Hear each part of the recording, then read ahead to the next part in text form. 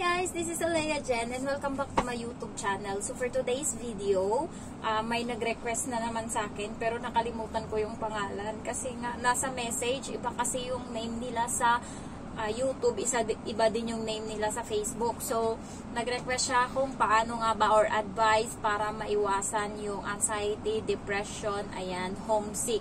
Kasi nga meron na namang kababayan natin dito ang nagpakamatay. So, nagtali siya ng leeg niya ng belt sa CR. Hindi ko alam kung paano niya ginawa. Pero yung babae na yun is hindi pala siya sa amin. Kasi yung pinsan ko, best friend niya yun. Nagulat ako kasi yung pinsan ko nagpo-post siya ng throwback nila ng high school sila.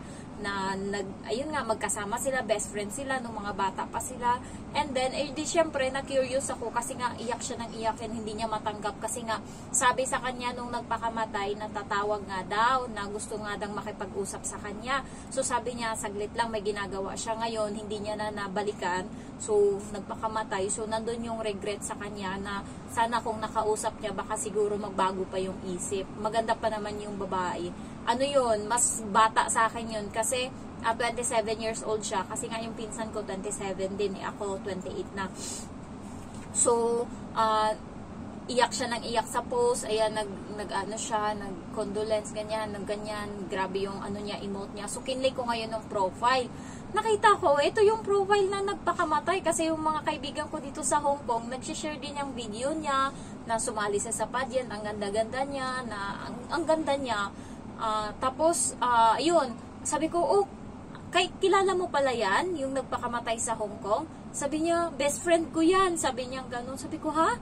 Sabi ko, tapos sabi niya, oo, ano ko lang nalaman. Sabi niya, kanina ko lang nalaman, hindi ko matanggap kasi nga, nakipag-usap pa siya sa akin. Sabi niya, tawag nga daw, mag-usap nga daw kami. Hindi ko alam na yun na pala yung hindi ko siya napagbigyan. Hindi ako nakatawag agad kasi inalagaan ko yung anak ko. Ayun, nagpakamatay siya. Hindi ko na alam kung ano yung baka nakausap ko siya, nagawan pa daw ng paraan. So yung depression, guys, is hindi mo maiwasan.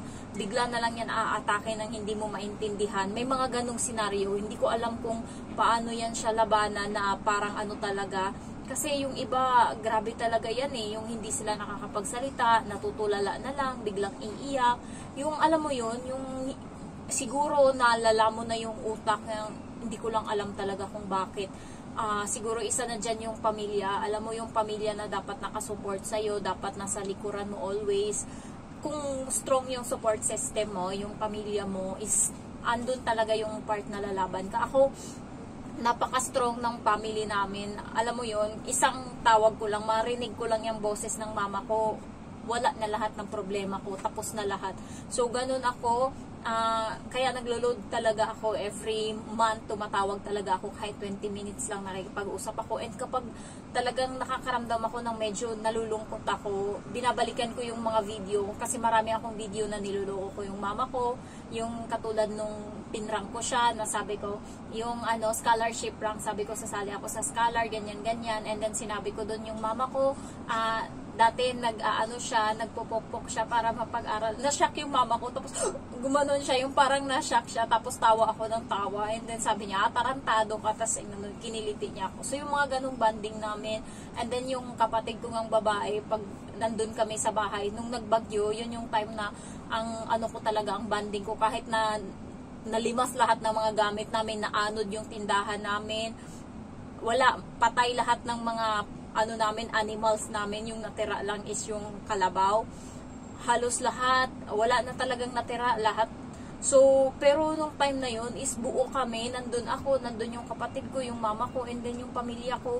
So, alam mo yung nakaupo lang kami, chika-chika, tapos maya-maya kikilitiin na siya ng kapatid ko hanggang sa laway na talaga sila sa sobrang taway, sobrang kiliti. Minsan nga nakakaihi-ihi na yung mama ko sa sobrang kiliti talaga ng kapatid ko. Sabi ko, tama na, baka maano si mamang. Ginaganon ko yan minsan. Yung mga ganong banding is na-record ko yun. Yun yung mga binabalikan ko. Andiyan ba yung amo ko? Yung amo ko kasi is umalis sila. Yung bata nagsabi na, mag-picnic daw sila. So, kakain lang sila ngayong hapunan ng noodles. Sabi ko, magluluto ba akong hapunan? Sabi niya, hindi na, okay na. Mag-noodles lang sila. Ayan, so, ayun yung mga binabalikan ko. Kaya kayo, yung mga pupunta dito, i-record nyo yung mga banding nyo dyan sa Pilipinas habang nandyan pa kayo. Yung sino yung mga tao na mahal nyo, na pag namimiss nyo, pwede nyo tignan yung mga video na meron kayo. And matatawa ka, yung ganyan, yung at least kahit papano, meron kang pampaano ba, pampalakas ng loob. Kailangan ko pang kumayod, nandyan pa sila. So, ganun ako. Paano ba malabanan? Dapat yung pamilya is nandyan kasi isa din minsan yung pamilya sa naging dahilan kung bakit nagpapakamatay yung isang tao. Kasi nga, lalo pagka grabe yung stress, grabe yung iba nag-cheat. Alam mo yun, yung lahat ng pinaghirapan mo nawala. Ayan, so isa na dyan yung iba is yung bata or yung anak nila is nalulong sa droga, anong nangyari o di kaya na aksidente, namatay. E di syempre, ikaw na nandito, wala kang magawa and then wala ka, kahit anong gawin mo, hindi mo na mababalik yung buhay ng anak mo. So, what's the point of keep on working kung wala ka rin namang para saan pa? Kaya yung iba, tinatapos na lang yung buhay nila. Isa din yun. Kaya yung depression talaga, lalo pag nasimulan, yung kakilala ko, yung kaibigan ko, gusto niya sarado parati yung pinto niya. And nandun na yung part na nagtatabi na siya ng itak, ng kutsilyo. So, hindi siya natutulog sa gabi. Kung ano-ano lang yung pumapasok sa isip niya. Sabi niya, minsan nga daw may bumubulong na. Sabi ko, ano bang nangyari? Sabi ko, mag-pray ka nga. Kasi nangyari yun nung parang, dati, chicks boy siya. Nung high school kami, habulin siya ng mga babae kasi nga mahitsura. Tapos biglang nahulog siya ngayon sa isang babae na sobrang mahal na mahal niya. And nagkaroon sila ng anak. Ngayon na nalaglag yung bata ba, yun na sana yung pinaka, parang na-imagine niya na yung sarili niya na ay colorful na wonderful isang pamilya, tapos biglang nawala yung bata and then yung nanay nagbago, biglang nag-cheat, biglang iniwan siya na hindi niya alam ngayon, parang nandun siya sa ere na wala na siya. So ang nangyari is naggagawa siya ng, ang dami niyang post sa Facebook, ang dami na minsan naawa ka na lang, minsan profile niya black, tapos sabi niya ayoko makita yung liwanag. So yung kwarto niya is madilim, minsan nga yung pamilya niya, yung nanay tatay niya umiiyak na, Toto, gumagano na sa kanya, anong nangyari, gumagano na, tapos wala, minsan nakatulala lang siya, tapos minsan nagtatabi siya ng itak. Sabi ko, para saan? Sabi niya, hindi, para pag gusto ko nang tapusin yung buhay ko, nandyan lang agad-agad. Tapos sabi ko, bakit? Kaya minsan pag umuwi akong probinsya, siya talaga yung kasama ko, and nandun lang kami, pupunta kami sa gilid ng dagat, o upo kami, mag-uusap lang kami, tapos pinapakinggan ko lang yung hinaing niya, tapos biglang maiiyak siya. So yung mga ganung bagay is may mga pinanggalingan yan, yung depression, meron niyang trauma dati, and then nadagdagan, kaya na-trigger yung depressed. Kaya kailangan guys, yung pamilya talaga yung unang support natin. Pangalawa is yung amo dito. Kapag salbahe yung amo, masisira talaga yung utak mo. Kaya yung iba, pag hindi nyo na talaga kaya yung amo nyo, wag na kayong manghinayang. I-break nyo na yung contract nyo. Kasi may mga amo talaga na grabe yung pahirap sa katulong, parang hindi tao yung turing. And ikaw na mahina yung loob mo, ikaw na kunting pitik sa'yo is nag-aano ka kagad. May mga ganun kasing tao. Lalo yung kapatid ko, example na naman natin yung kapatid ko. Pagka siguro hindi siya nagaganyan, yung parang hindi siya natrato ng tama, biglang sumasama yung loob niya, mahina. Ako makapal mukha ko, matatag ako, ganun ako katapang. Ay, ewan ko, basta ganun talaga ako. Hindi mo ako talaga mapapabagsak ng ganyan-ganyan. Ang dami ko pinagdaanan, mani-manila lang sa akin. So, sa kapatid ko, parang ang bilis niyang may mga ganun talagang tao na ang bilis matrigger ng nila. Kaya dito sa Hong Kong, pag nag-break ka ng contract and reason mo is anxiety or depression, tanggapin agad yan ng immigration kasi alam nila yung issue niyan. Nung nakaraan, may tumalon sa building, tapos ito nagpakamatay. Ilang beses na may nagpakamatay. Kaya yung may mga kaibigan kayo, nakakaranas ng ganyan, intindihin nyo, kausapin nyo. Kapag day off, lumabas kayo. Yung mga may depression, lumabas kayo, i-ano nyo yung sarili nyo. And also, maging humble or maging mabait kayo sa ibang tao kahit hindi nyo kakilala. Kasi simpleng smile or simpleng hello lang is, they can malighten up yung araw nila, or kahit makasmile ka lang. Ako pag may nakita akong Pilipina, kahit hindi ako basta tumingin sa akin, ngingiti agad ako. So, ganun ako. Minsan nga, nagugulat ako, may mga subscriber, lalo sa Central, madami dyan. Pag naglalakad ako, minsan, Ate Jen! Gaganon. So, mag-hi na lang ako. So, minsan, basta pag tinawag ako, automatic hi agad. Kasi inisip ko talaga, mga subscriber ko yan or mga ano ko yan, nandyan sila parati sa Central. Minsan sa may, ano ba yun? Sa may, hindi ko na alam, basta yung tambayan na sa bridge, tapos may mga tent sila or may mga latag sila dyan sa bridge, sa ilalim.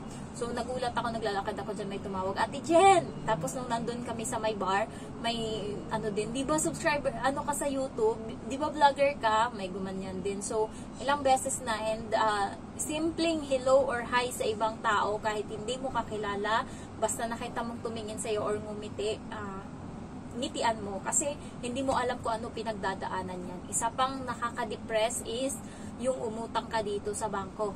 May isang Pilipina na umutang ng 70,000 Hong Kong dollar. Biglang ninakaw sa kanya, kakakuha lang niya sa bangko or sa inutangan niya. Sinong hindi ma-depress? Ilang taon mo yung paghihirapan, 2 taon, and then mawawala lahat. Wala kang napundar, wala kang nakita. Mabubuang ka talaga, kahit ako baka mabaliw ako. So, isa din yan sa depression, yung utang. Dito, lalo iba na didepress sila kapag hindi sila nakakabayad, yung nauuto sila. Alam mo yung may mga kaibigan sila na gagamitin yung pangalan nila, and then pag nakakuha na ng pera is umaalis na, hindi na nagpaparamdam sa kanila. Ngayon sila yung obligado na magbabayad. Ang problema ngayon is depressed. Lalo pag ikaw may utang ka din na sarili and ginarantoran ka ngayon, gumarantor ka ngayon sa iba, ikaw magbabayad mo. Madidepress ka talaga, wala nang matitira sa sahod mo, kulang-kulang pa. Kaya yung iba is hindi mo talaga maiwasan dito sa Hong Kong.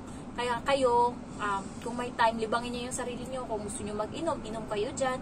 Natutuwa ako pag may nakikita din ako ng mga tao na nag-video okay. Dito nga sa amin, sa flat namin dito, nung nakaraang linggo, pagdating ng amo ko is, merong Pilipina na kumakanta. Hindi ko lang alam saan sila dito banda, pero rinig na rinig dito sa kwarto. Hindi ko alam, baka sa flat lang na to. Kasi kata siya, kung liligaya ka, ganun. Tapos sabi ko sa amo ko, kasi sabi ng amo ko, so noisy. Sabi niya ganun. Sabi ko, Pilipino yan ma'am, nagkakanta sila. Sabi niya, really? Sabi ko, oo, ano yan eh, Tagalog na kanta. Sabi ko, ganun, na-shock siya. Sabi niya, saan kaya yung mga yan?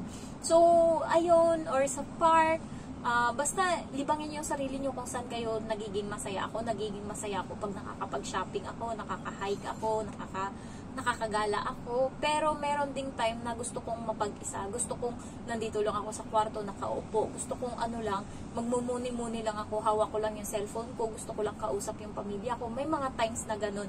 Kaya yung kapatid ko din sa Kuwait, pagka tumatawag yan, kinakausap ko talaga yan kahit papano. Basta pag nag-message sa akin yan, lalo pag nag-ano siya ng rant niya, naiinis ako sa amo ko, ganyan. So, nag-a-advise din ako. Pero pag tumagal na, manahimik ka na dyan, matulog na ako, ginaganon ko yan. So, kung may mga kaibigan kayo na nakakaranas ng depression, pwedeng kausapin nyo sila, be their friend, nandyan parate, ganyan. So, yan lang naman yung importante. Isa din sa nakakaano ng depression, nakakaano is yung boyfriend, tapos biglang hihiwalayan, biglang mag-aaway. So, ngayon, merong time na, ayan, tinatakot na magpapakamatay, and then, pag talagang naseryoso na talaga, kasi pag pumasok na yan sa isip mo, anytime, yun na agad yung, parang, kaya kailangan mag-pray kayo always, guys, para, ako always talaga, araw-araw yan, nagpipray ako na sana, yung mga ganyan, kinakat ko talaga yan, yung mga ganyan. So, sabi ko kasi sa sarili ko, yun parati iniisip ko, kapag ayoko na dito, anytime naman pwede akong uuwi. Yun yung iniisip ko. Anytime talaga, kung gusto ko, pwede talaga. Pwede. Kaya iniisip ko parati pag nagtatrabaho ako, hay, pag di ko na kaya, uuwi na ako. Ganun lang iniisip ko. Kasi nagkikilo ako ngayon, kilogram or LBS. And then nakita ko, nung nakaraan 94 yan, LBS. Ngayon nagiging 98. Sabi ko kasi sa sarili ko, pag naging 85 yan nung nakaraan, bagsak kasi ng bagsak pababa ng pagbaba. Sabi ko pag nag-85 to, hindi ko na itataya yung kalusugan ko dito. Uuwi talaga ako. Tapos buti naman tumaas-taas na siya kamo. Ayun, umiinom ako ng fresh milk and ang dami ko na kumain ng kanin. And hindi na ako masyadong nagme-mekos-mekos na din ngayon ako magtrabaho. Hindi na katulad dati na trabahong talaga yung trabahong grabe talaga. Ngayon, natatapos ko na agad yung trabaho ko, parang hindi na ganun kalala. Nakuha ko na yung technique. Hindi na ganun katulad dati na pagwawalis pa lang, inaabot ako alas 9 ng umaga. Pag mamapang, matatapos ako alas 10. Tapos magsasampay ako, matatapos ako alas 11. Ganun yung routine ko dati, hanggang matapos ako alas 2. Ngayon, awa ng Diyos, hindi na ganun. And yung amo ko, hindi na ako na-stress. Hindi na ako katulad dati na kapag nandyan sila, kinakabahan ako, natataranta ako, ganyan. Ano lang talaga ako ngayon, magulatin yung tatawagin lang ako, Jen, bigla akong gaganon agad. O di kaya nakaupo ako sa CR, naglalaba, and then biglang may kakausap sa akin or biglang lalagabog, gano'n agad ako. Pinipilit ko naman na iwasan, hindi naman ako nagkakape, pero hindi ko alam kung bakit. Kaya yung amo ko kahapon, naglalaba ako, and then bigla siyang pumasok doon, napaganon talaga ako. Ay, sorry, sabi niya gano'n. And then, ang is, pinakita niya sa akin yung gawa niya kasi ayaw niya na ako magluto sa kanya ng lunch kahapon. Sabi niya, okay lang ako dito. Sabi ko, do you need anything for lunch? Sabi ko, ganun sa kanya. Sabi niya, it's okay, I'm going to cook here. I'm going to do my food. So, pinakita niya, gumawa siya ng salad, may mga design, and then yung tinapay, nilagyan niya ng toppings na itlog, tsaka tuna, and then kung ano-ano pa yung nilagay niya. So, ngayon, pumunta siya sa CR kasi bumalik ako doon naglaba. Pinakita niya sa akin yung gawa niya. Jen, look! Nakita ko ang ganda ng ng pang-design. Sabi ko, wow, so pretty. Tapos sabi niya, really? So cute, right? Diba? So, yung amo ko ngayon is okay na. Hindi na siya katulad dati. And hindi na siya nakasimangot pag wala akong ginagawa. Hindi na ganun. So, mabait na yung amo ko. Thank you, Lord. Ayan. So, siguro matatapos ko yung kontrata. And may nagtanong kung mag-extend pa ako. Hindi ko lang alam kung bakit. Mahaba pa yung lalakarin ko. Hindi ka natin alam kung magbabago yung ugali nila or ganun. Kung magbabago is nandun tayo sa uuwi na ako. Pero kung kaya pa naman, konti pa para makaipon, pambili ng appliances and na din, pang simula ko doon magnegosyo, edi push pa natin, hindi natin alam kung anong mangyayari. So, iba yung plano ng Diyos, iba yung plano natin. Yung plano natin is ganito. Ang plano ng Diyos is mas mataas. Kayo guys, kung nadidepress kayo, makinig kayo ng mga healing song, yung mga Christian song, tatagos talaga yan sa inyo. Totoo yan, promise. Ganyan ako pag nalulungkot, Christian song talaga yung pinapakinggan ko and tutulo na lang yung luha ko. Dati nung na-depress ako na naubos lahat ng mga pundar ko kasi nga nung bagyo, naglalakad ako sa daan umiiyak. So mga Christian song lang yung pinapakinggan ko. Makinig kayo ng mga sermon ng Diyos na sa YouTube, si Joel. Nakalimutan ko na naman yung name niya. Pero yan yung pare na pinapakinggan ko yung misa niya always. Hindi lang misa, yung mga basta Word of God. Katoliko siya. So, doon ako kumukuha. Kaya yung attitude ko ngayon is iba. Kasi doon ako parating nakikinig. Kapag naglilinis ako ng mukha sa gabi, naglalagay ng cream, ganun-ganun, nakasalpak lang yung headset sa akin and pinapakinggan ko. Isang sermon, 20 minutes na salita niya about God. 20 minutes, and then tapos na ako gawa-gawa ng mga kung ano ko, and then start na, maya-maya tulog na ako. So ganun yung ginagawa ko, kaysa makipag-marites kayo, makipag-away kayo sa YouTube or sa Facebook, manood na lang kayo ng mga makabuluhan. Ayan, para merong madiligan naman ng Word of God yung sarili natin. So thank you guys for watching, and I love you all. Bye bye.